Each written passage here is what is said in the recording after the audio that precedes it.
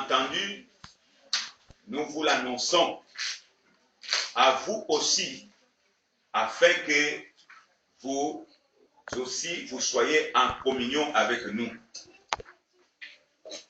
Le mot communion, c'est unir, que nous soyons unis. Or, notre communion est avec le Père et avec son Fils, Jésus-Christ. Et nous vous écrivons ces choses afin que notre joie soit parfaite. Alors, nous avons dit que notre communion, c'est avec le Père, mais aussi avec le Fils. Nous savons que l'homme qui vit dans le péché d'Adam, il est séparé avec Dieu. Il n'est pas uni avec le Seigneur. Au commencement, comme il est écrit, il n'en était pas ainsi. Nous voyons le premier homme, Adam, qui est placé dans le jardin, en Éden. Il était en parfaite communion avec le Créateur. Et il était dépendant entièrement de la parole de Dieu. Et le jour où il a franchi l'interdit, nous voyons comment est-ce qu'il devait perdre la vie de Dieu. On nous dit que tous ont péché, sont privés de la gloire de Dieu. Si nous voyons la nature de Dieu, Dieu dans sa gloire, c'est un Dieu parfait. C'est un Dieu qui est sans défaut. C'est un Dieu qui est lumière. Mais quand nous vivons la communion de Dieu, ça veut dire quoi? Nous sommes participants à sa propre nature, à la nature de Dieu, à la vie de Dieu. Et à partir du moment où le péché est entré, on a vu la gloire de Dieu partir. L'homme a découvert la nature du péché. Parce qu'ils se sont regardés, Adam et Ève, qu'ils étaient nus. Alors qu'avant, ils ne se rendaient pas compte de leur nudité. Mais il y avait un vêtement de gloire qui les couvrait. C'est pourquoi nous voyons aussi la conséquence. C'est que Dieu avait dit, le jour où tu en mangeras, tu mourras. Pour nous, nous comprenons, frères, que la mort ici, de façon prophétique, la mort est la séparation avec Dieu à cause du péché. Alors, l'homme donc a été exclu du jardin, le lieu où il vivait le bonheur, où il vivait la paix de Dieu, le repos de Dieu. Il devait donc perdre cette bénédiction. Alors, puisque l'homme découvre le péché, et à ce moment-là, il vit sous la malédiction.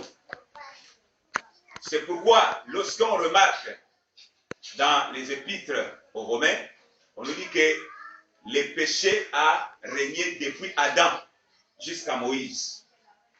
Donc, nous voyons que l'humanité, sinon la descendance qui est née au travers Adam et Ève, c'est une descendance déchue. Alors, l'humanité entière a connu le péché et a perdu donc la communion avec Dieu. Et nous voyons dans Ésaïe comment est-ce que Dieu interprète le péché d'Israël, le peuple qui a marché avec Dieu sous la loi, les prophètes et les psaumes. On nous dit que non, dans Ésaïe 59, non, la main de l'Éternel n'est pas courte pour sauver, mais ce sont vos péchés, ce sont vos crimes qui vous cachent sa face.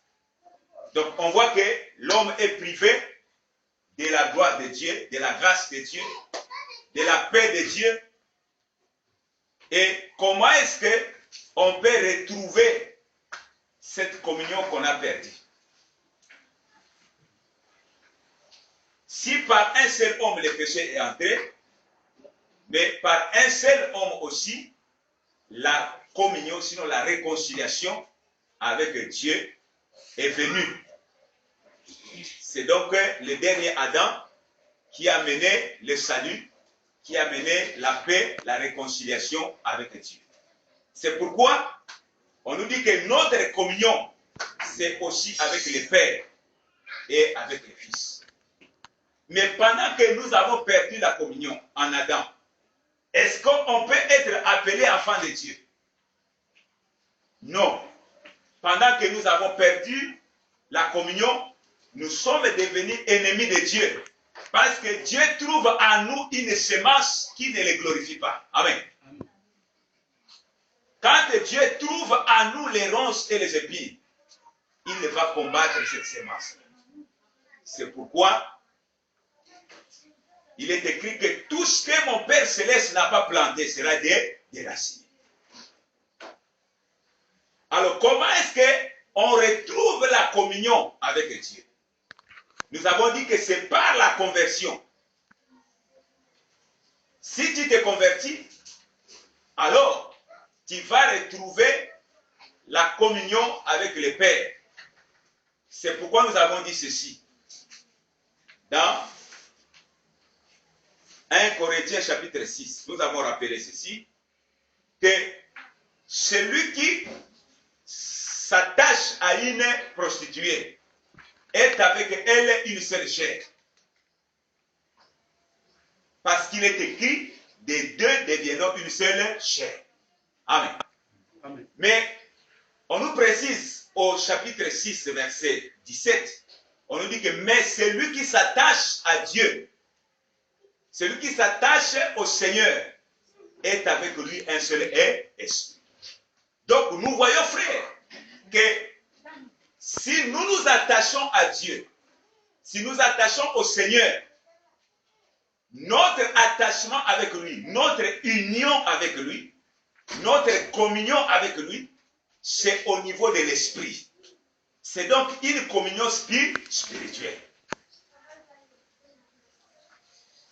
Alors, comment est-ce que cela vient?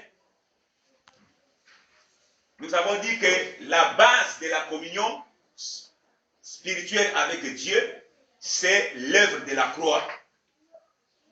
Nous allons descendre petit à petit. Nous allons dans Colossiens chapitre 1er.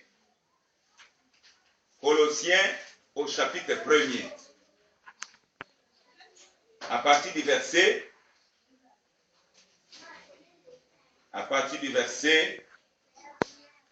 20 jusqu'au verset 23. Nous allons lire. Il a voulu par lui tout réconcilier avec lui-même. Tant ce qui est sur la terre que ce qui est dans les cieux, en faisant la paix par lui, par le sang de sa croix. Donc nous voyons ici que Dieu a voulu réconcilier tout ce qui est sur la terre avec ce qui est dans les cieux par Jésus-Christ. Et par quel moyen? On nous dit par le sang de sa croix. Donc, s'il n'y avait pas eu le sacrifice de Jésus-Christ sur la croix, le monde ne serait pas réconcilié avec le ciel. Amen. Amen. Verset 21. Et vous qui étiez autrefois étrangers et ennemis par vos pensées et par vos mauvaises œuvres, il vous a maintenant réconciliés par la mort dans le corps de sa chair. Amen. Amen. Mais nous qui étions étrangers à la vie de Dieu parce qu'on l'avait perdu par Adam, à la nature de Dieu parce qu'on l'avait perdu par Adam, mais nous sommes réconciliés par le sacrifice de Christ à la croix. Amen. Donc, la base de la communion avec le Père, de notre union avec le Père, la base, c'est le sacrifice de Jésus-Christ. Amen. On ne peut pas dire que je suis enfant de Dieu si Christ n'a pas été livré en sacrifice pour que nous qui étions ennemis de Dieu, par nos pensées, par nos œuvres, que nous soyons réconciliés. Amen. La base, c'est le sacrifice de Christ à la croix. C'est ça qui a marqué la réconciliation. C'est ça qui nous a introduit encore à nous unir avec ce Dieu qui était séparé de nous par les péchés. Amen. Amen. Donc, le problème entre Dieu et le peuple, c'était le péché. Et le sacrifice de Christ a fait l'expiation des péchés par le sang. Le sang de Christ a fait l'expiation, a ôté les péchés. Voici l'agneau de Dieu qui ôte les péchés. Amen. Amen. Et comment est-ce qu'on nous dit que c'est par le corps de sa chair qu'il a fait la réconciliation pour vous faire paraître devant lui saint, sans défaut et sans reproche? Comment, bien aimé, cela est possible? Nous allons dans Éphésiens chapitre 2. Éphésiens chapitre 2, verset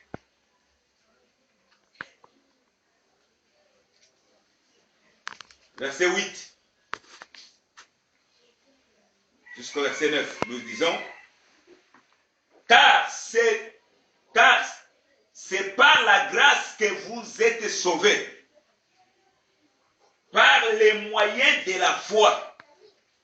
Et cela ne vient pas de vous, c'est le don de Dieu. Verset 9. Ce n'est point par les œuvres, afin que personne ne se glorifie. Alors, verset 10, on nous dit, car nous sommes son ouvrage, ayant été créés en Jésus-Christ pour des bonnes œuvres que Dieu a préparées d'avance afin que nous les pratiquions. Amen. Alors, on comprend ici, frère, que nous sommes sauvés par grâce. Personne ne pouvait avant dire qu'il pouvait se sauver par ses propres efforts. Amen. Amen. Mais personne ne pouvait être détaché du péché par ses propres efforts. Quels que soient les biens que tu pouvais faire à Dieu ou aux hommes, par toi-même, il est impossible que l'homme puisse se sauver. Donc, notre salut vient de Dieu. C'est pourquoi il est écrit que Dieu a tant aimé le monde qu'il nous a donné son Fils.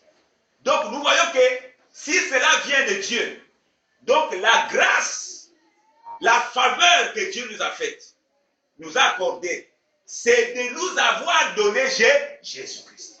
Amen. Donc Jésus, c'est la grâce que Dieu m'a manifestée. On dit que la loi vient par Moïse, la grâce et la vérité sont venues par Jésus. Maintenant, nous, comme c'est la grâce qui nous a sauvés, comment est-ce que nous qui étions dans les péchés, nous qui étions éloignés de Dieu, séparés de Dieu, sans Dieu dans le monde, sans espérance, comment est-ce que nous avons saisi la grâce de Dieu pour accéder au salut? Amen. Amen. On nous dit que c'est par les moyens de la foi. Amen. Amen. Donc la foi, c'est un courroie de transmission, frère. C'est le moyen par lequel un homme peut saisir la grâce de Dieu, afin que la grâce qui est source de salut puisse lui communiquer la vie. Amen. Amen. Et tout le monde a ndenge tout Jean, l'apôtre Jean aussi explique ça. Nous allons dans 1 Jean. Dans Jean 1. Dans Jean 1, Jean 1, à partir du verset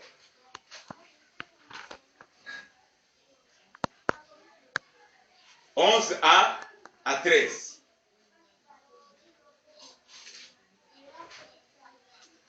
Jean 1, 11 à 13, nous lisons. Elle est venue chez les siens, et les siens ne l'ont point reçue. Mais à tous ceux qui l'ont reçue, à ceux qui croient en son nom, elle a donné le pouvoir de devenir enfants de Dieu, lesquels sont nés non du sang, ni de la volonté de la chair, ni de la volonté de l'homme, mais de Dieu. Amen. Amen. Donc nous voyons que la parole de Dieu, qui est la source de salut, est venue visiter le monde. Car Dieu a tant aimé le monde et nous a donné son Fils. Amen. Amen. Oh, le Fils qui s'est manifesté dans le monde. On nous dit que le Fils de l'homme s'est manifesté pour détruire les œuvres du diable. Amen. Amen. Donc le Fils qui est la parole de Dieu, cette parole devait revêtir un corps. On nous dit la parole faite chair. Amen. Donc c'est la manifestation du don de Dieu dans le monde, qui est la personne de Jésus. Et quand il vient, il s'est révélé d'abord en Orient, puisqu'on nous dit que le soleil se lève toujours en Orient. Amen.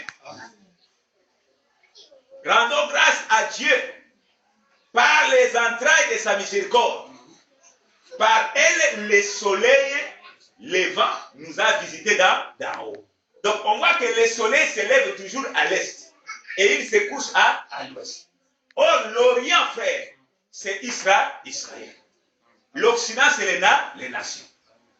Donc on voit que le Fils de Dieu s'est d'abord manifesté du côté de l'Orient, c'est-à-dire du côté d'Israël. Amen. Et quand il est venu chez les siens, puisque Israël attendait la consolation, Israël attendait le salut. C'est un peuple qui était d'abord sous la domination des Mèdes et Perses, l'empire des Mèdes et Perses. Et puis, ils sont passés sous l'empire babylonien. Après l'empire babylonien, ils sont passés sous l'empire grec. Après les Grecs, ils sont passés sous l'empire romain. Amen. Et les Romains, ça c'était la promesse. Si vous allez à droite ou à gauche, voici les malédictions qui viendront sur vous. Amen. Un peuple viendra pour vous dominer. Amen. Amen. Donc Israël, à partir du moment où ils n'ont pas obéi la loi que Dieu leur a donnée pour travers de Moïse, nous voyons les conséquences de la désobéissance. C'est que Dieu a envoyé une armée étrangère pour venir les prendre, les amener en captivité et pour venir les dominer. Et il demandait maintenant les sauveurs. Amen. Et dans Ésaïe, on lui dit que moi-même, Dieu, je viendrai vous sauver. Amen. Donc tout Israël attendait ce salut. C'est pourquoi, par la bouche des prophètes, Dieu a donné le signe. Une vierge sera enceinte. Et il vous donnera un fils. Et on l'appellera Emmanuel, Dieu au milieu de son peuple. Et on voit un certain Siméon. Lui aussi, il était divinement averti qu'il ne mourrait pas sans voir le salut d'Israël. Et on nous dit que ce jour-là, il était poussé par les Saint-Esprit pour aller au temple. Et là-bas aussi, Joseph et Marie devaient porter l'enfant pour répondre au rituel de Moïse. Amen. Amen. Alors, c'est ce jour-là qu'il se présenta au temple. Et quand il vient, il voit Marie avec l'enfant. Et il demanda qu'on lui présente l'enfant dans ses bras. Et il a pris l'enfant dans ses bras et il a commencé à chanter un cantique prophétique. Amen. Amen. Il a dit qu'aujourd'hui, mes yeux ont vu le salut. Seigneur, tu peux maintenant retirer l'âme de ton serviteur. Parce qu'aujourd'hui, mes yeux ont vu le salut. Salut que tu as préparé devant le peuple. Lumière des nations et gloire d'Israël. Amen. Amen. Et il a même dit que cet enfant va contribuer à provoquer la contradiction. Amen. Amen. C'est pourquoi il n'y aura jamais accord autour de la parole de Jésus. Pour certains, la parole va contribuer à les chuter, à faire chuter. Pour d'autres, au relèvement. Amen. Amen. Or, prophétiquement, lesquels avaient chuté? C'est Israël. Amen. Amen. Lui, le peuple de Dieu, quand Christ est né, ça a contribué à leur chute, et au relèvement des nations. Amen. Mais il était un signe qui a provoqué la contradiction. Alors, donc, les saluts frères, qui est spirituel, parce que la parole est avec Dieu, et cette parole en elle était la vie. Donc, le salut était spirituel. Mais quand il est descendu visiter le peuple, amen, il est devenu un homme. Amen. Mes yeux ont vu le salut. C'est pourquoi nous allons voir, bien dans l'intérêt de la parole, nous verrons pourquoi est-ce que Jésus a dit aux Juifs que pourquoi il est écrit que la pierre rejetée par ceux qui bâtissaient est devenue la principale de l'âme. Pourquoi est-ce qu'il leur a donné cette question? C'est pourquoi, frère, nous savons bien aimé que lorsque David a renversé Goliath, il s'est servi de la pierre pour renverser Goliath. Amen. Amen. Or, la pierre, frère, cache le mystère de la parole. Amen. Amen. On nous dit que Jésus, c'est le rocher frappé. Quand les rochers étaient frappés, l'eau était sortie. Or, les rochers frappés parlaient de la mort de Christ. Et l'eau qui devait sortir devait maintenant être le Saint-Esprit. Amen. Parce qu'il dit que ceux qui croiront en moi, les fleuves d'eau vive couleront dans son sein. Amen. Or, il parlait du Saint-Esprit qui devait venir. Amen. Or, le Saint-Esprit, quand il vient, il apporte la révélation de la parole. Amen. Donc, on trouve, frère, que la pierre, c'est la parole incarnée. Amen. Amen. C'est pourquoi on dit que Jésus est la pierre. Amen. C'est lui, la pierre. Pourquoi la pierre angulaire? Parce que quand Dieu est descendu dans le monde, quand Dieu est venu visiter le monde, cette parole s'est fixée dans un corps. Amen. Amen. La parole ne pouvait pas se trouver partout, frère. Mais la parole devait se fixer dans un corps. Et ce corps-là, c'est le corps de Yahushua, frère. Amen. Donc, il devenait la principale. Tu ne peux pas faire croire en Dieu, adorer Dieu, si tu ne passes pas par Jésus. Parce que c'était la divinité manifestée. Amen. Amen. Amen. Dieu était en Christ. Donc, il était le centre de la parole. C'était la pierre principale.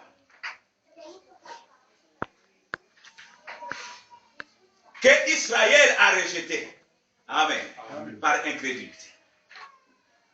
Mais à tous ceux qui croient, on nous dit qu'il leur a donné le pouvoir de devenir enfants de Dieu.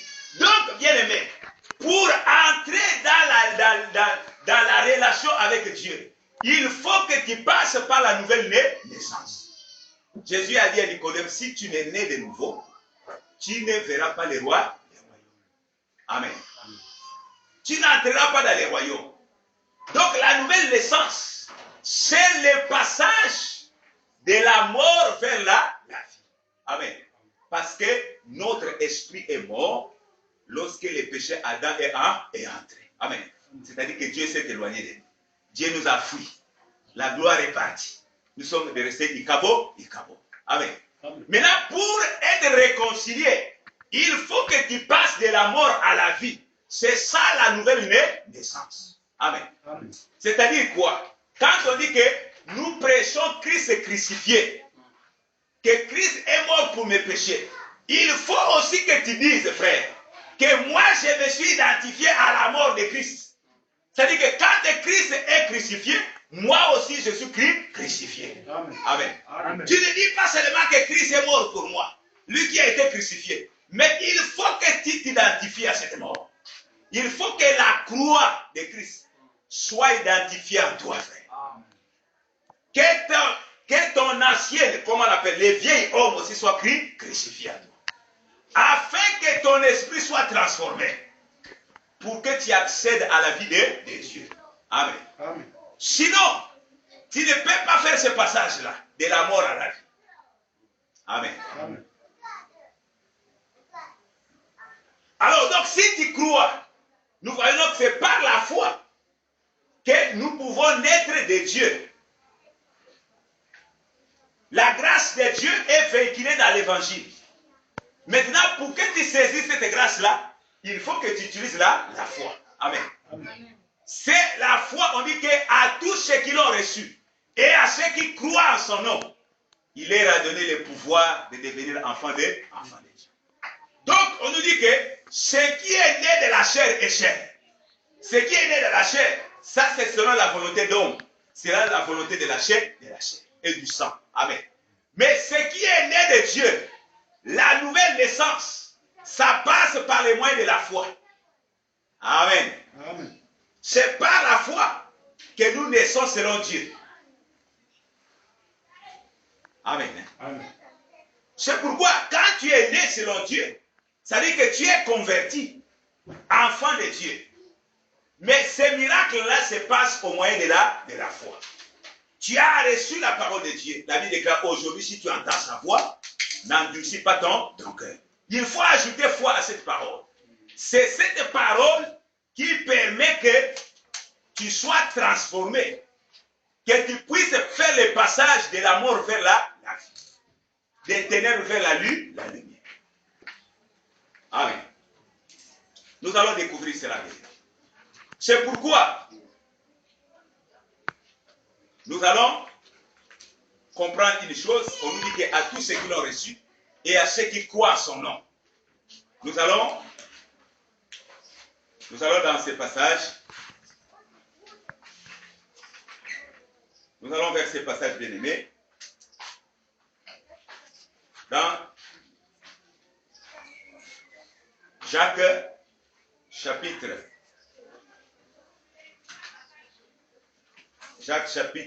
1, verset 21.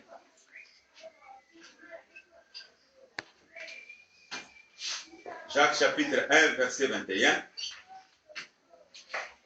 Nous lisons.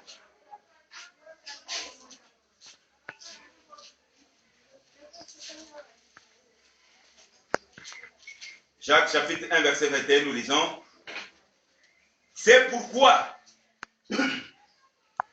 rejetons toute souillure et tout débordement de la méchanceté. Recevez avec douceur la parole qui a été plantée en vous et qui peut sauver vos âmes. Amen. Amen.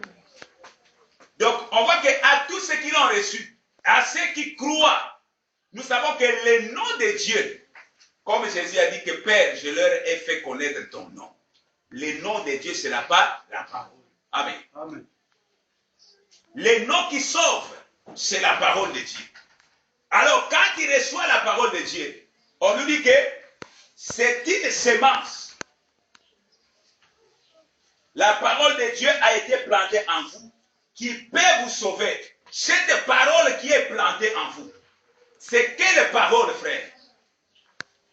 C'est quelle parole qui est plantée? Nous savons, frère, que c'est la prédication de la croix. Amen. Amen. C'est la prédication de la croix. Nous annonçons Christ crucifié et ressuscité d'entre les morts. C'est cette parole qui est plantée en nous. Amen. Amen. Et quand cette parole est plantée en nous, c'est quelle nature de parole, de sémence? Nous allons vérifier encore dans 1 Pierre 1, 23. 1 Pierre 1, 23.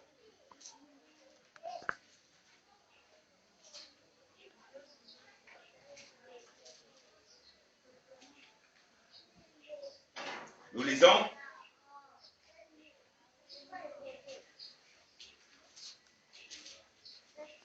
Nous lisons, bien-aimés, 1 Pierre 1 Pierre chapitre 1, verset 23. Puisque vous avez été régénérés non par une sémence corruptible, mais par une sémence incorruptible, par la parole vivante et permanente de Dieu.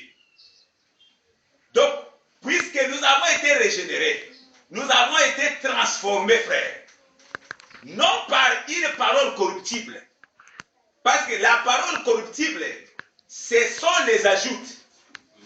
La parole corruptible, ce sont des pensées humaines. Ce sont des opinions des hommes, frère. Ce sont des philosophies humaines. Ça, c'est la parole corruptible. C'est-à-dire que la parole qu'on peut dénaturer, qu'on peut changer à tout moment, qu'on peut altérer à tout moment. Amen. Amen. Les paroles des hommes sont faillibles. Mais la parole de Dieu, c'est une sémence incorruptible. C'est ça la saine doctrine, frère. Amen. La pensée pure de Dieu, une pensée qui est sans mélange, sans ajout, mais une parole pas parfaite. Amen. Amen.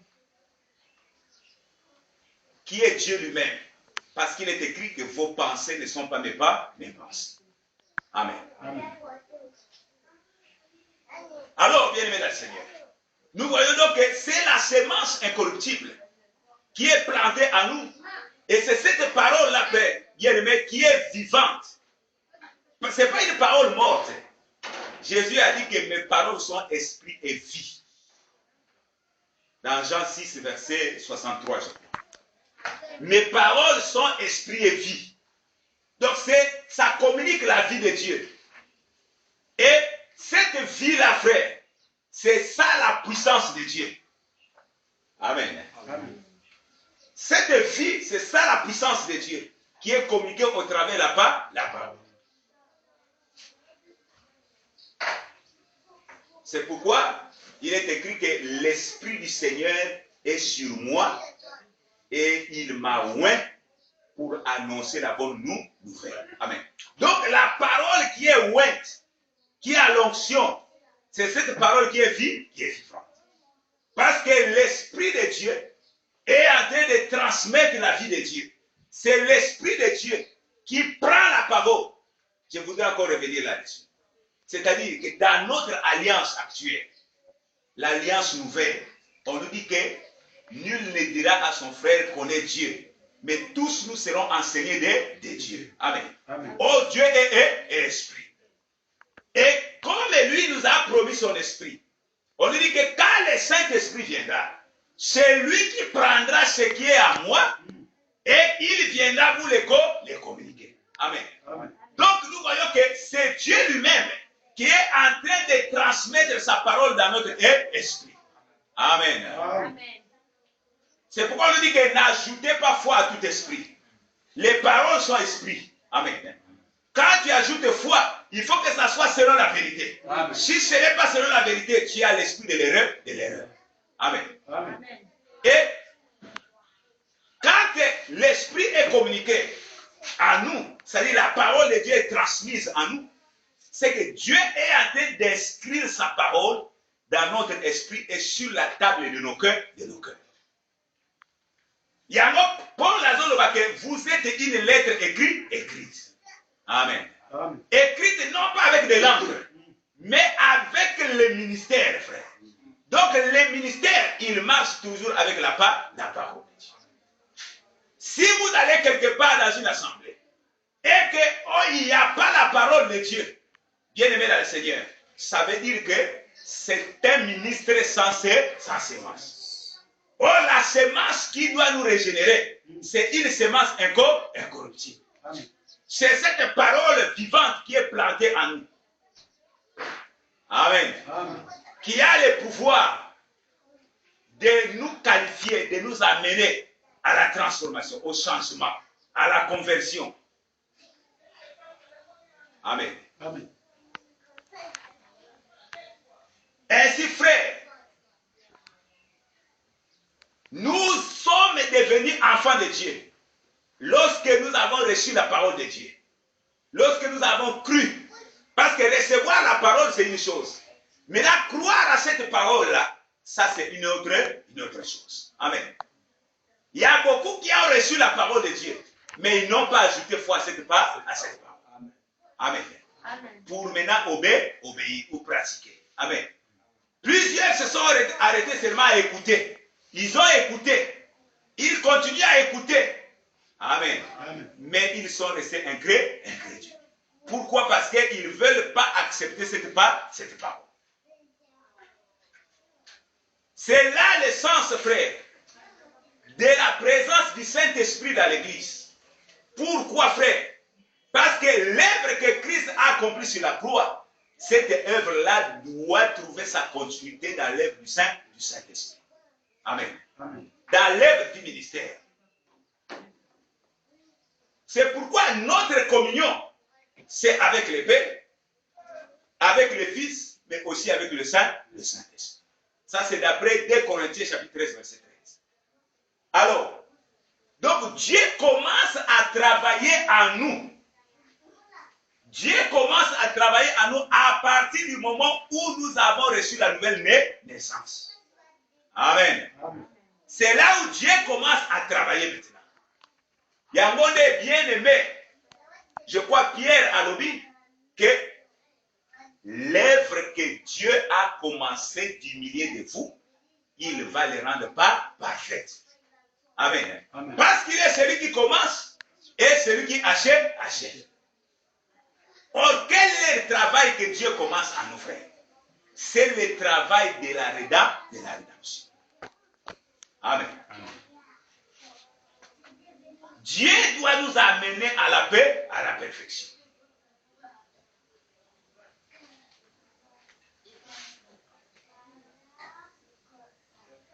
Maintenant, si toi, tu as reçu la parole de Dieu, tu ne veux pas que Dieu travaille en toi. Qu'est-ce que tu vas faire? Tu vas commencer à étouffer l'œuvre de Dieu. Amen. Amen. Il y a d'autres qui étouffent l'œuvre de Dieu par quoi? Par les soucis du siècle présent. Amen. Ils ne laissent pas que la parole puisse agir en lui. Amen. Amen. Nous allons dans Philippiens chapitre 2. Philippiens chapitre 2. Versets 12 à 14. Philippiens chapitre 2, 12 à 14. Nous lisons. Ainsi, mes bien-aimés, comme vous avez toujours obéi, mettez en œuvre votre salut. Mettez en œuvre votre salut avec crainte et tremblement, non seulement comme en ma présence, mais bien plus encore, maintenant que je suis absent. Amen. Amen. Philippiens chapitre 2, verset 12. Ainsi, mes bien-aimés, comme vous avez toujours obéi, mettez en œuvre votre salut avec crainte. Mettez en œuvre. C'est-à-dire que le salut qui commence en nous, lorsque nous avons cru, lorsque nous sommes nés de nouveau, la Bible déclare que celui qui a le Fils a la vie éternelle. Mais ça, c'est ce que Dieu accomplit comme le premier miracle. Amen. Amen. Tu es né de nouveau. C'est-à-dire que tu accèdes maintenant à la vie de Dieu. Tu accèdes maintenant à la paix de Dieu. Tu accèdes au repos de Dieu. Tu accèdes maintenant aux bénédictions du Seigneur. Mais le salut, maintenant, c'est un processus. Amen. Amen. Tu l'as reçu par grâce. Maintenant, il faut que tu laisses ce salut-là travailler en toi. Amen. Amen. Jusqu'à t'étendre vers la paix, la perfection.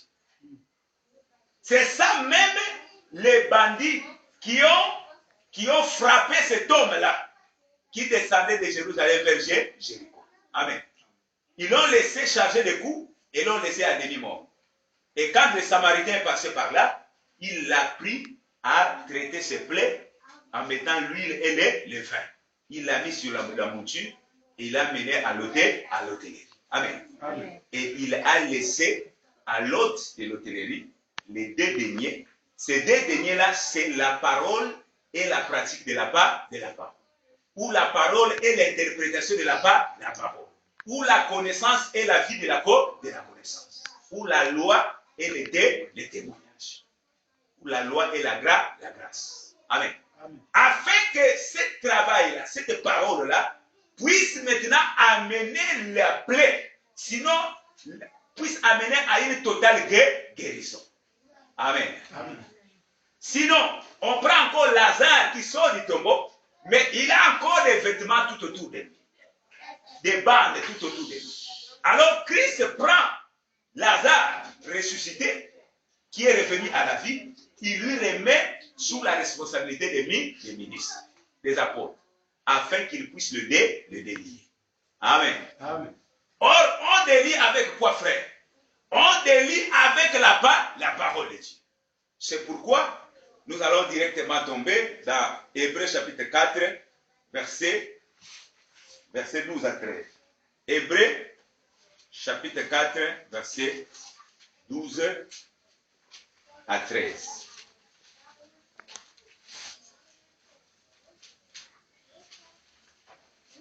Hébreux chapitre 4, verset 12 à 13, nous lisons. Car la parole de Dieu est vivante et efficace, plus tranchante qu'une épée quelconque à deux tranchants, pénétrante jusqu'à partager âme et esprit, jointure et moelle. Elle juge les sentiments et les pensées du cœur.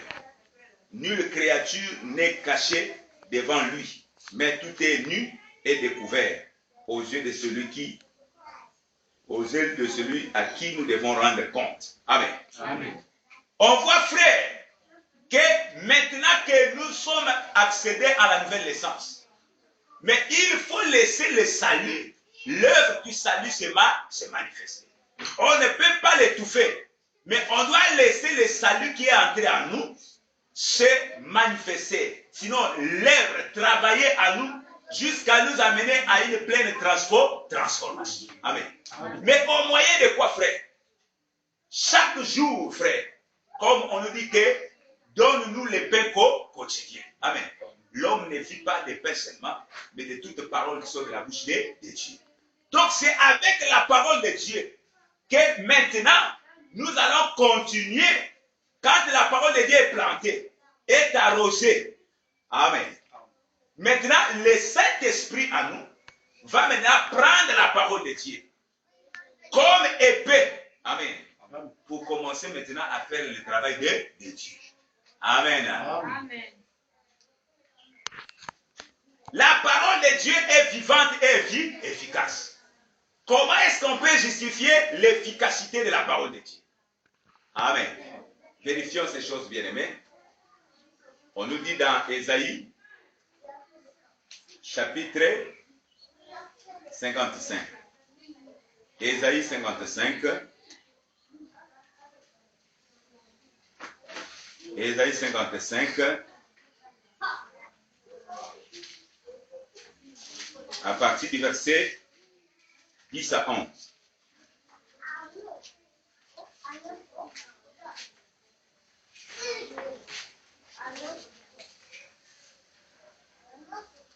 On nous dit, comme la pluie et la neige descendent des cieux et n'y retournent pas sans avoir arrosé, fécondé la terre et fait germer les plantes, sans avoir donné de la semence au semeur et du pain à celui qui mange.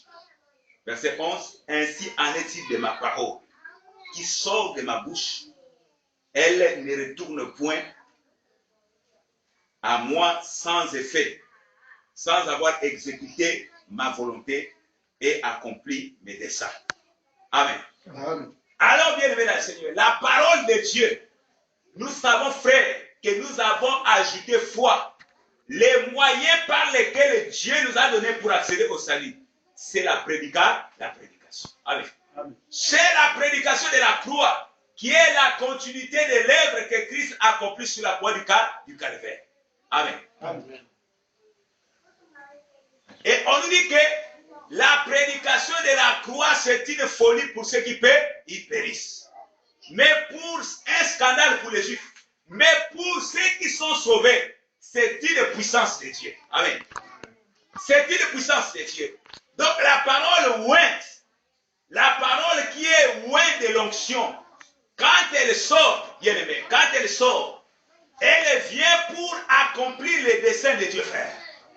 Parce qu'en elle, il y a la puissance de Dieu. Il y a la vie de Dieu.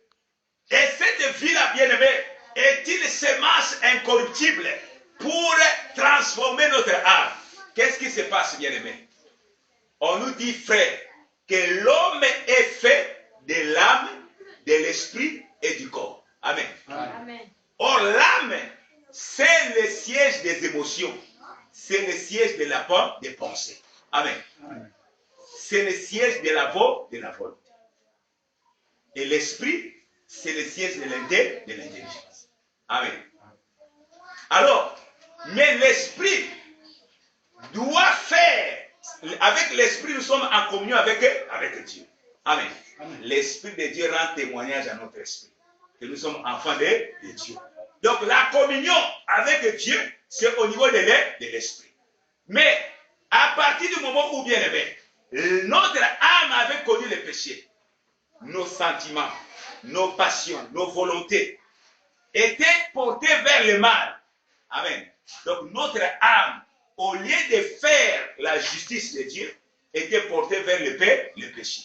Ce qui fait que quand le péché est entré, a provoqué la séparation de l'esprit avec l'esprit de Dieu. Amen.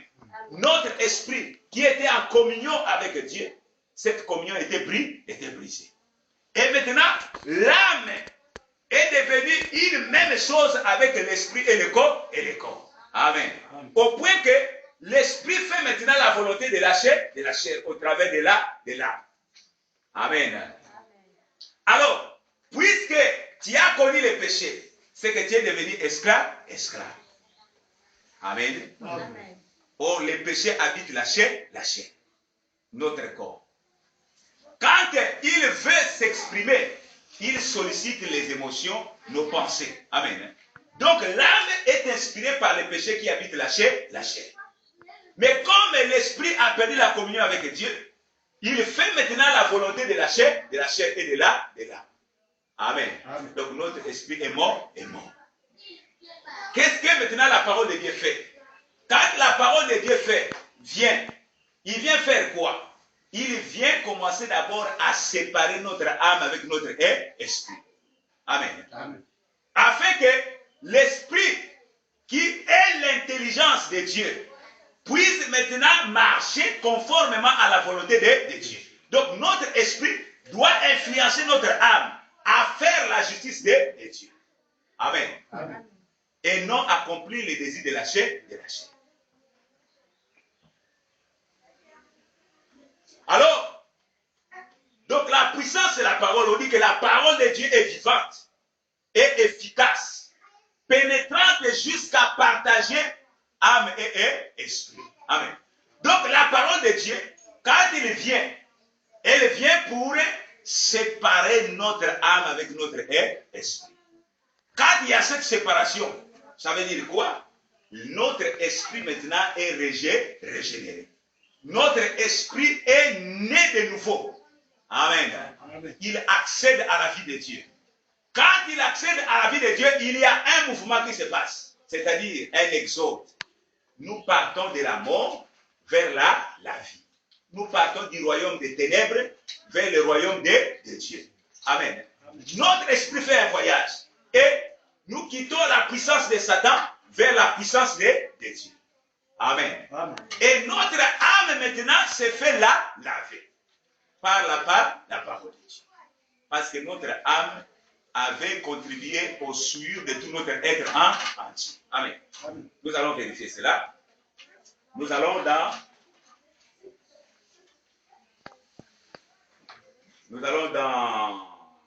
Matthieu.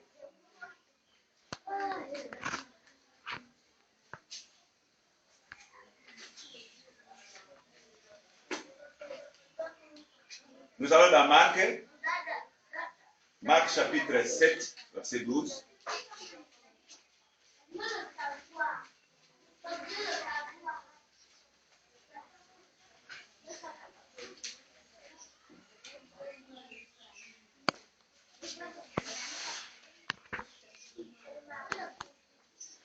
Marc chapitre 7.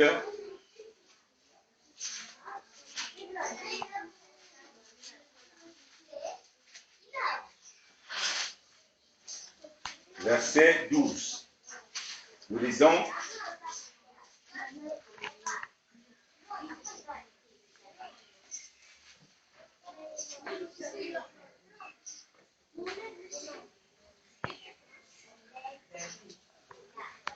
Je ne sais pas si c'est le bon verset.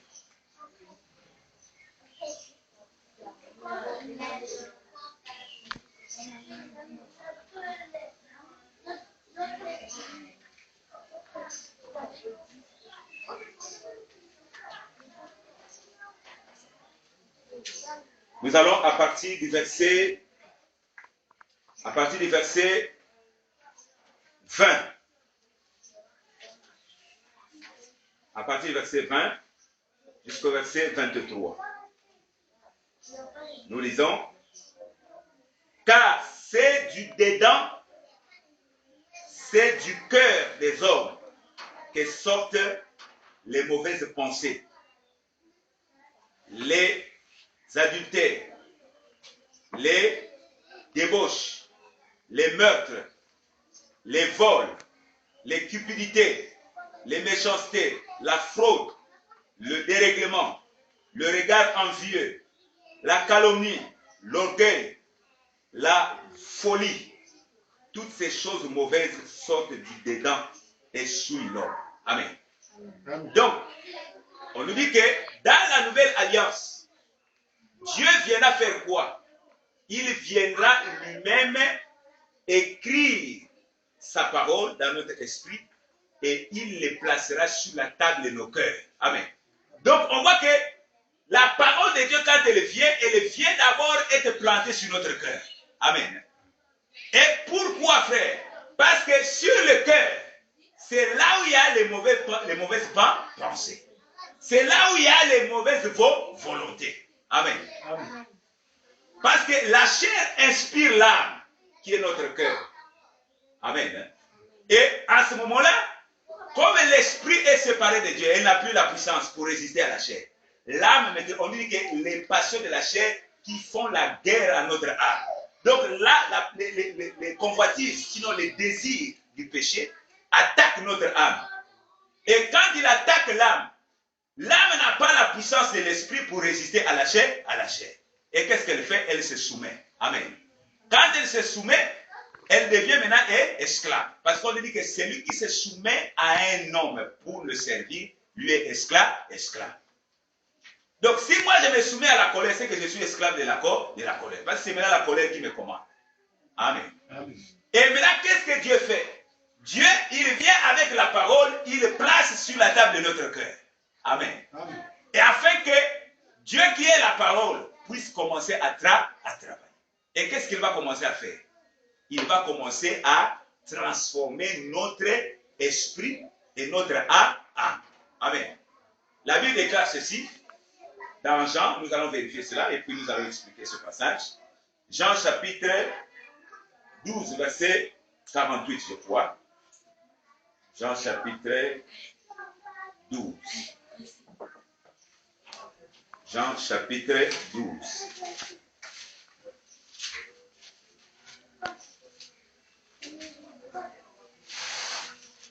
Donc, qu'est-ce que c'est? Jean 8. Jean 8, 30 à 31. Jean 8, 30 à 31.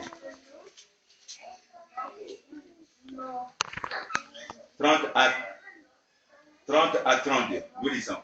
Comme Jésus parlait ainsi, plusieurs crurent en lui. Et il dit aux Juifs qui avaient cru en lui, si vous demeurez dans ma parole, vous êtes vraiment mes disciples. Vous connaîtrez la vérité et la vérité vous affranchira. Amen. Amen. Donc si vous demeurez dans ma parole, la parole est plantée sur la table de notre cœur. Amen. Or, le cœur, c'est le siège des pensées négatives si vous n'êtes pas encore transformé. Amen. Le cœur, nous avons dit, c'est notre âme. C'est là où il y a les volontés, c'est là où il y a les passions, c'est là où il y a les émotions. Tout ce qui est mauvais, qui souille l'homme, vient du cœur, du cœur. Or, la parole, quand elle est plantée, elle vient sur notre cœur. Et à ce moment-là, si nous acceptons cette parole, nous passons à la nouvelle naissance.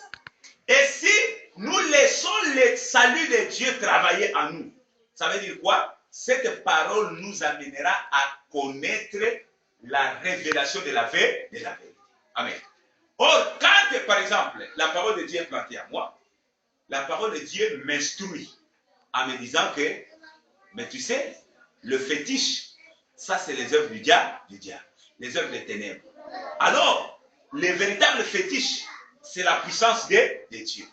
Donc, si tu veux le miracle de Dieu dans ta vie, il faut croire seulement à la parole de Dieu. On dit, voici les miracles qui accompagnent ceux qui ont cru. Donc, Dieu accomplit ses promesses d'une manière miraculeuse dans la vie de quelqu'un lorsqu'il ajoute la foi à la parole de Dieu. Lorsqu'il croit à la parole de Dieu, Dieu déclenche un miracle, une intervention surnaturelle dans la vie de la personne, conformément aux promesses. Amen. Amen. Donc là, on voit, frère, que tu parviens à découvrir la vérité. Nous voyons aussi, frère, que si tu es là, dans le pèlerinage, nous voyons à l'église catholique, les gens laissent la vraie adoration. Ils ont des grottes quelque part, là où on a mis la statuette de Maman Marie et de Jésus bébé. Et une statuette de Jésus. Et ils vont faire le pèlerinage pour aller adorer, supplier Maman Marie, de façon qu'ils demandent les miracles, les bénédictions dans leur vie. Amen. Mais quand la parole de Dieu vient en toi, il vient révéler à ton âme pour que tu aies une pensée nouvelle. Amen. Amen. Qu'en réalité, la pensée de Marie, de l'adoration de Marie, c'est une fausse adoration. Donc là, tu parviens à la vérité. Or, le vrai adorateur doit parvenir à connaître que le vrai Dieu qu'on doit adorer, il est unique. Amen. Amen. À ce moment-là, tu sors de l'idolâtrie, tu sors des idoles. Donc, tu connaîtras la vérité et la vérité va t'affranchir. Va t'affranchir de quoi? Des mensonges. Va t'affranchir des puissances du diable. Va t'affranchir de ce monde. Amen. Amen. Quand on parle du monde, on voit le système moral du monde qui est corrompu. Parce que le monde comme lieu d'habitation, ça c'est notre lieu de pèlerinage. En tant que pèlerins, nous sommes en train de voyager. Nous sommes des passagers dans ce monde, comme lieu d'habitation. Mais le monde où nous devons fuir, frère, où la parole dit que nous ne sommes pas de ce monde, c'est-à-dire on voit les systèmes, on voit la corruption qui est dans ce monde, le péché qui est dans ce monde. Amen. Amen. Alors, donc la parole de Dieu vient maintenant, frère, sur la table de notre cœur pour nous amener à la révélation de Christ. Amen. Amen. Et vous connaîtrez la vérité et la vérité vous affranchira. C'est pourquoi Romains 12 dit, chapitre 12, verset 2 dit, ne vous conformez pas à ce présent siècle. Ne vous conformez pas à cet âge. C'est une génération pervertie. C'est une génération corrompue. C'est-à-dire qu'ils ont perdu déjà les valeurs, les vertus de Dieu. Amen. Amen. Ils ont été séduits par le diable. Les princes de ce monde viennent avec la séduction pour détourner les gens de la vérité. À ce moment-là, frère, nous sommes transformés. Ne vous conformez pas au mode de vie, à ce qui est la nouveauté, comme on dit que c'est un Amen. Amen. Mais nous ne nous conformons pas à ça, frère. Nous nous conformons à la justice de Dieu. Nous nous conformons à la pensée de Dieu.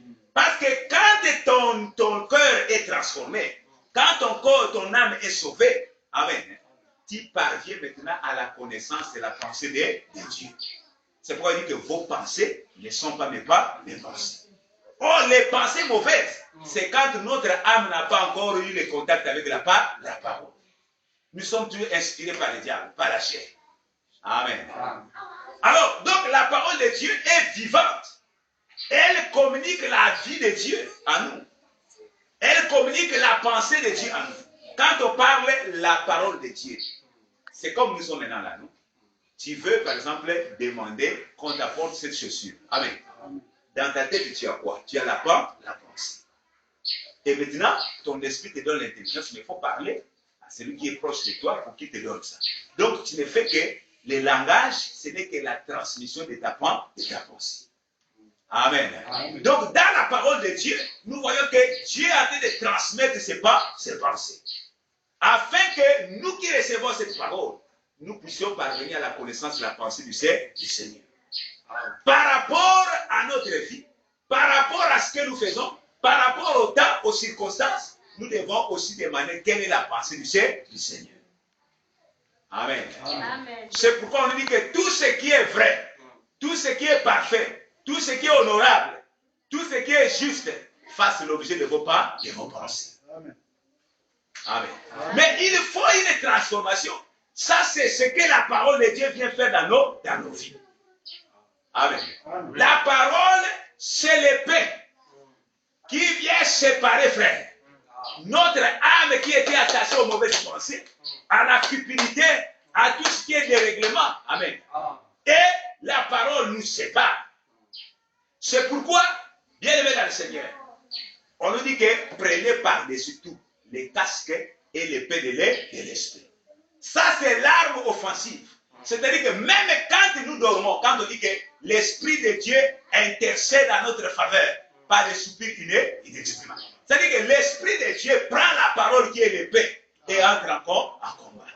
Amen. Amen. C'est l'Esprit de Dieu. Quand tu parles, tu pries. Est-ce que tu pries par tes efforts? On lui dit faites par l'Esprit toutes sortes de prières. Donc c'est l'Esprit de Dieu qui prend la parole qui est plantée en toi et commence maintenant à combattre.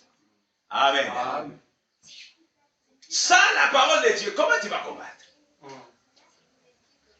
Ceux qui vont faire le combat là, si frères, excusez-moi de citer les noms. Mais s'il n'y a pas la parole de Dieu en toi, tu vas combattre comment? Tu vas être dans un mauvais combat. Oh, il faut combattre selon la foi. On dit combat, le bon combat de la foi. Amen. Mais si déjà, tu ne sais pas qu'il faut rétablir l'autel, tu es en train de combattre, comment Dieu va répondre? Amen. L'autel est renversé, tu es en train de combattre.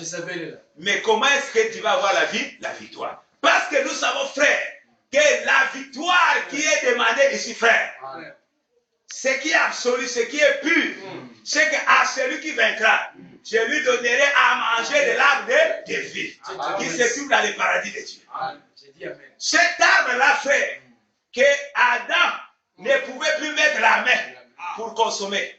Mais c'est ça notre promesse. Mais si toi, tu ne comprends pas que pour être vainqueur, il faut commencer à rétablir l'autel. Comment est-ce que tu vas atteindre à cet héritage? Amen. Amen. Tu ne sauras pas, tu es en train de combattre en vain. Tu es en train de combattre juste ce que Ésaïe nous dit. Nous avons nos vêtements. Nous avons notre pain. Donne-nous seulement ton nom. Et quand notre opprobre. Amen. Ôte notre opprobre. Ça veut dire qu'il y a des gens qui utilisent le nom de Jésus juste pour aller prendre les bénédictions. Mais pour eux, la vie éternelle, ça, ce n'est pas leur problème. Amen. Amen. Donc, leur espérance, c'est seulement la vie terrestre. Mangeons et buvons, car demain nous mourrons. Amen. Amen. Or, la promesse, frère, qui est élevée, nous savons que la piété a des promesses. Celle qui concerne la vie présente, mais aussi celle qui concerne la vie future. Or, nous savons que ce qui est précieux, si aujourd'hui nous nous conservons purs, ce n'est pas parce que nous avons besoin de bénédictions terrestres. Amen. Si aujourd'hui nous fuyons l'impureté, ce n'est pas parce que nous voulons peut-être recevoir l'emploi. Amen. Mais parce que nous voulons hériter le ciel. Amen. Amen. C'est ça la plus grande promesse. Parce que si Christ n'était pas ressuscité, notre foi serait vaine. Donc, s'il est resté croyant aussi qu'il ramènera à la vie nos âmes. Amen. Et nous rentrerons dans la gloire. Comme il est écrit, Christ en vous, l'espérance de la gloire. Quelle est cette gloire, ma frère? La gloire, c'est notre consolation. C'est-à-dire quoi? Maintenant que nous sommes pèlerins sur la terre, nous habitons une tente qui est charnée. Mais cette tente-là n'est pas encore sauvée. La chair n'est pas sauvée. C'est notre âme qui est sauvée. Alors, mais on nous dit que la chair et le sang n'héritent pas les royaumes. Alors, pendant que nous sommes encore dans cette chair, nous savons qu'elle est semblable au péché. Et c'est là où nous allons nous tomber encore malades. C'est pourquoi nous sommes encore persécutés. Parce que cette chair n'est pas protégée. Cette chair n'est pas à l'abri. Mais elle est exposée aux maladies. Elle est exposée à la souffrance. Elle est exposée aux attaques du diable. Elle est exposée à tout. Amen. Amen. C'est pourquoi, puisqu'elle est exposée à tout, donc nous gémissons encore. Donc nous pleurons encore. Amen. C'est là où on parle de légère affliction. Nous sommes encore accablés parce que nous habitons cette tente. Oh, Paul dit que nous désirons quitter cette tente pour entrer dans notre domicile. Quel est le domicile, frère?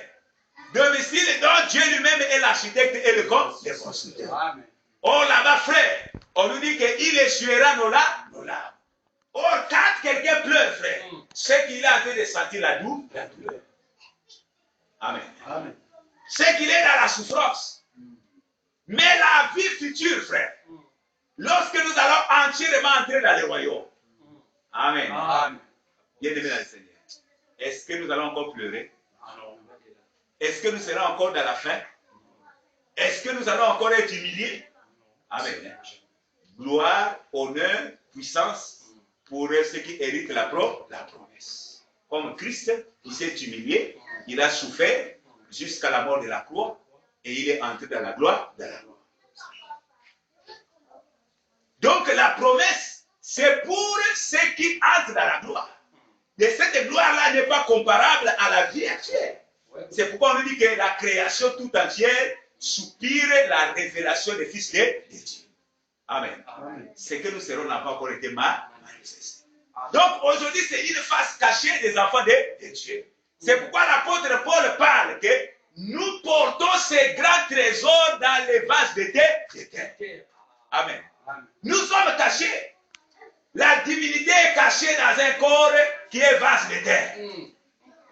Amen. Mais les gens ne voient pas cette divinité en nous. Ils ne voient pas cette richesse dont nous sommes porteurs. Parce que la chair, c'est le voile, frère. Ils ne les voient pas parce qu'ils n'ont pas le discernement. Amen. C'est pourquoi celui qui dit que sur la terre, en tant qu'enfant de Dieu, il doit être heureux. Non, nous nous goûtons au siècle à venir. Amen. Nous goûtons à la joie à venir. Mais notre joie n'est pas encore parfaite. C'est pourquoi Paul dit que j'ai été persécuté, mais comme pas abandonné. J'ai été accablé, mais pas comme perdu. Amen.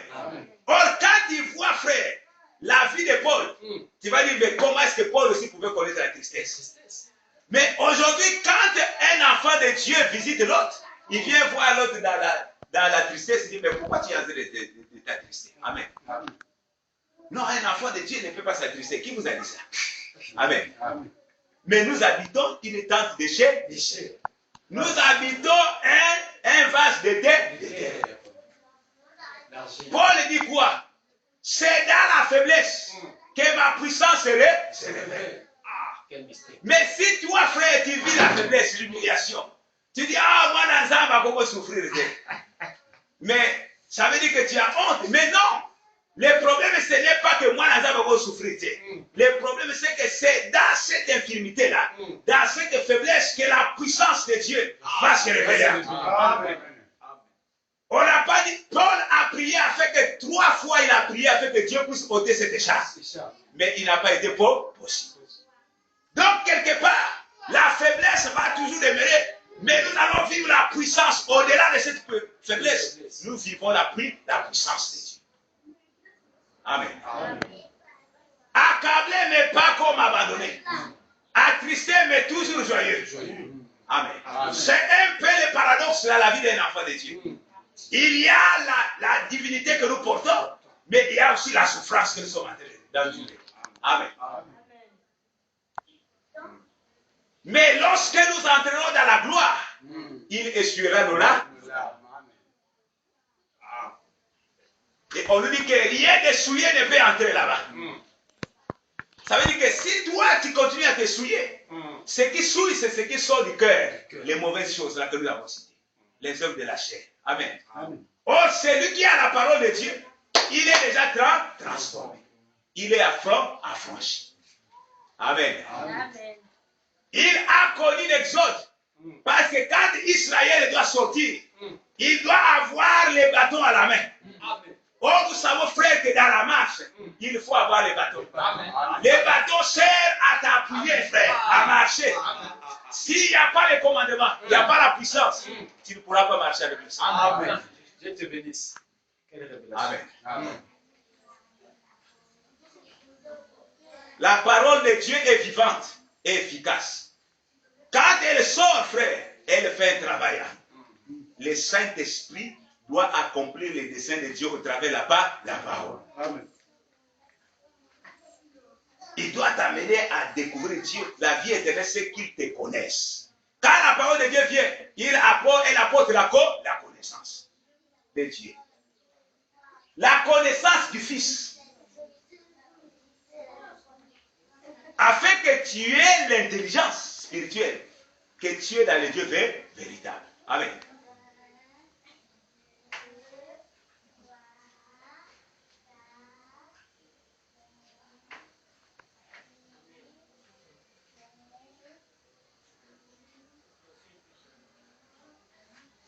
La séparation de l'âme avec l'esprit bien-aimé. Vous savez, Abraham, il y a eu deux fils. On nous dit que Ismaël et Isaac. L'un selon la chair et l'autre selon l'esprit. Amen. Amen. On nous dit que Ismaël qui était le fils selon la chair. Pourquoi est-ce qu'il est arrivé à voir Ismaël? Parce qu'il avait la promesse que je te bénirai. Et toutes les familles du monde seront bénies en toi et en ta postérité. Mais qu'est-ce qu'Abraham a fait? Comme il ne voyait pas encore venir cette postérité, cet enfant-là, amen, il a commencé à douter. Amen. Amen. Et sa femme commençait à atteindre l'âge de la ménopause. Il s'inquiétait. Et qu'est-ce que la femme va lui conseiller? Il dit que non, prends pour toi ma servante, afin que tu fasses un enfant et que les promesses de Dieu soient manifestes. Amen. Amen. Soient accomplies et effectives. Et il a accepté la voix de la femme. Et il est parti vers Agar. Et ils ont donné un enfant, Ismaël. Et plus tard, Dieu a vu que le temps fixé était arrivé. Il est venu visiter Abraham. Amen. Amen. Et on nous dit que Dieu a commencé à dire que à la même époque, ta femme Sarah te donnera un fils. Donc on voit les temps de Dieu se sont accomplis et le fils de la promesse est sorti. Donc là, on nous dit qu'il l'a eu selon l'esprit. Amen. Amen. Donc nous voyons que les fruits de l'esprit, on nous dit dans Galates 5, les fruits de l'esprit, c'est la patience. Amen. Amen. Donc si vous voyez quelqu'un, Dieu lui a fait la promesse que oui, il te bénira. La bénédiction peut se traduire par plusieurs choses. Amen. Amen. Maintenant, tu attends par exemple un enfant, ou tu attends un emploi, tu attends un voyage, tu attends ceci. Maintenant, si tu veux aller au-delà du temps, c'est-à-dire tu veux raccourcir le temps de Dieu, c'est que tu es impatient. Amen. Amen. Or, l'impatience, c'est le fruit de la chair. Amen. Amen. Donc là, tu as le discernement. Dieu t'a donné le discernement, puisqu'il a séparé ton âme de l'esprit. Amen. Amen. Maintenant, tu peux discerner. Ça, c'est les actions de l'esprit. Ça, c'est les actions de la chair. Amen. Amen. Si tu vas vers l'impudicité, il va te dire que ça, c'est le fruit de la chair. Amen. Amen. Maintenant, frère, quand tu as le discernement pour savoir ce qui est de Dieu et ce qui n'est pas de Dieu, tu sauras que ça, c'est la chair. S'il y a des divisions, s'il y a des querelles, S'il y a des jalousies, s'il y a tout, tu sais que ça, c'est les œuvres de la chair, Amen. Tu comprendras que tu n'es pas en train d'agir selon l'esprit, mais tu es en train d'agir selon la chair, Si vous voyez que il n'y a pas la charité, il n'y a pas l'amour, c'est que vous êtes charrié. Amen. Tu n'auras pas puisque la parole de Dieu qui est, nous allons voir en dernier, je crois prochainement, nous allons voir que la parole de Dieu aussi juge les sentiments de nos cœurs. Amen. Donc, la parole de Dieu, c'est un juge pour nous. Si tu l'acceptes, tu sauras que non, Dieu n'aime pas ça, Dieu aime ceci. Amen. Mais si tu n'as pas la parole de Dieu en toi, ça veut dire que l'intimité que tu as avec Dieu, la relation que tu as avec Dieu, la communion que tu as avec Dieu, c'est une communion théorique. Or, il faut vivre ça dans la pratique. Amen. Si nous voulons atteindre la perfection, si nous voulons voir le Seigneur, il faut que nous laissons l'œuvre du salut puisse travailler en nous, de façon que nous puissions parvenir à la paix, à la perfection. Mais si on ne laisse pas les pères travailler en nous, les fils travailler en nous et le Saint-Esprit jouer son rôle, amen, c'est que nous sommes en train de mourir. On se passe pour des vivants, mais nous sommes déjà morts. Amen. C'est pourquoi aujourd'hui, beaucoup d'enfants de Dieu, ils ne font que réciter. Il est écrit, Seigneur, Christ en moi, l'espérance de la gloire. Mais Christ en toi, quel est le travail que le Fils fait en toi? Est-ce que tu lui laisses travailler en toi? Amen. Est-ce que tu laisses que le Père puisse travailler en toi? Est-ce que tu permets que le Saint-Esprit puisse jouer son rôle? Amen. Pour que tu puisses vivre le miracle, Mais nous, on a quitté. Depuis que la bannière Amen. Mais est-ce que tu marches vraiment avec tremblement et crainte? Amen. L'autel est déjà renversé. La communion, la vie avec Dieu. Est-ce que nous sommes en train de la respecter? Est-ce que nous découvrons vraiment ce mystère-là? Il nous a appelés à son intimité, frère. Mais l'intimité, c'est que tu partages la même vie avec lui, tu partages la même nature avec lui, tu partages les mêmes secrets avec lui. Amen. Et tu deviens son modèle sur la terre. Parce que lui, on ne le voit pas. Mais il se vérifie au travers de notre comportement. Il dit que si vous demeurez dans ma parole et que vous gardez ma parole, vous serez mes disciples. Amen. Vous connaîtrez la vérité et la vérité vous affranchira. Amen. Que Dieu bénisse encore sa parole. Nous allons poursuivre Hébreux chapitre 4, versets 12 à 13, le dimanche prochain. Nous allons bénir la parole de Dieu par les remerciements. Par rapport à ce que tu as